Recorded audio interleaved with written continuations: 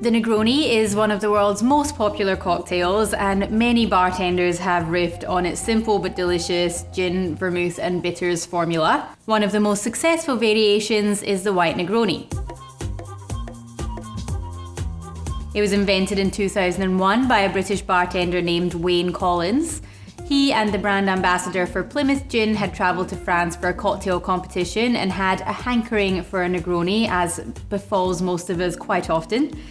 Being in a different country, they decided to take advantage of local ingredients, and so they opted for French lillet blanc as the vermouth component and Suze for the bitters.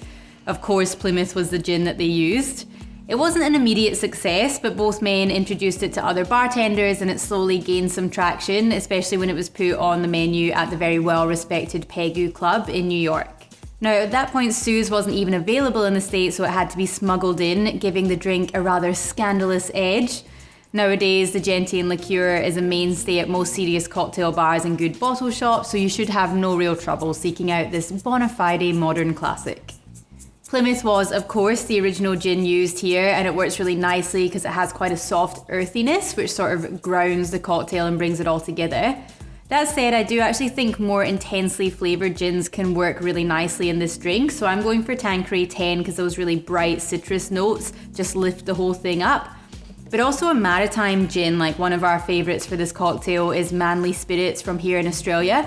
They use a lot of coastal botanicals, and that savoury, almost salty edge is really Moorish.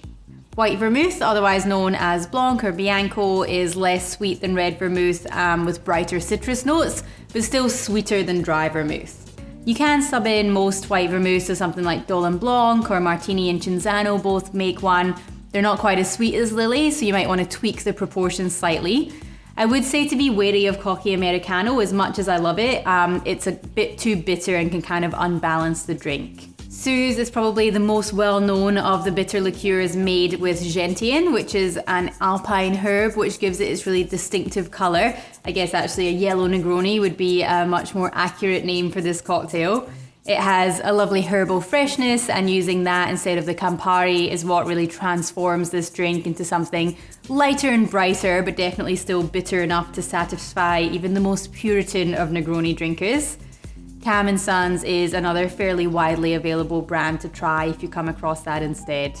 So this one has a grapefruit twist. I would do lemon over orange if you don't have a grapefruit, but it is just one of those, little things which does kind of pull it all together, especially if you are using, like I've chosen to use Tanqueray because it has that grapefruit note as well, so it kind of ties it all in together.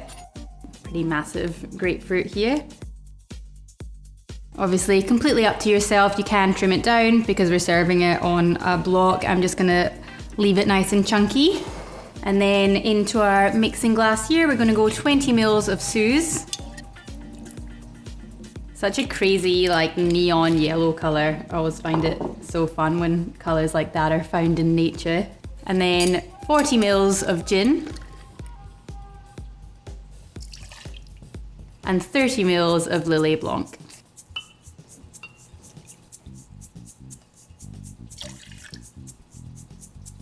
Now we're just going to fill our mixing glass up with ice, give it a little stir.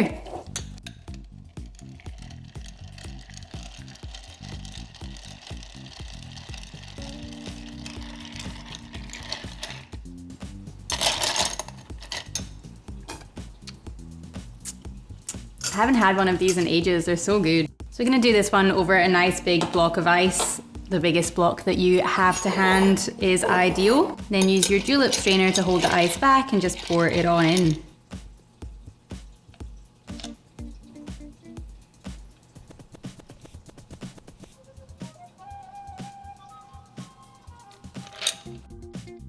Just give your twist a nice fold over the top of the drink, and then you can give it a little rim round the glass.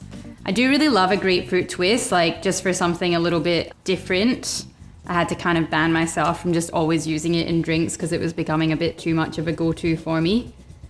And then you can just sit it in there, but it does look really nice with the kind of peachy orange and the yellow there as well. White Negroni. So now you know. Time to give this one a try. I love the smell of it. It's so kind of floral and bright and zingy smelling.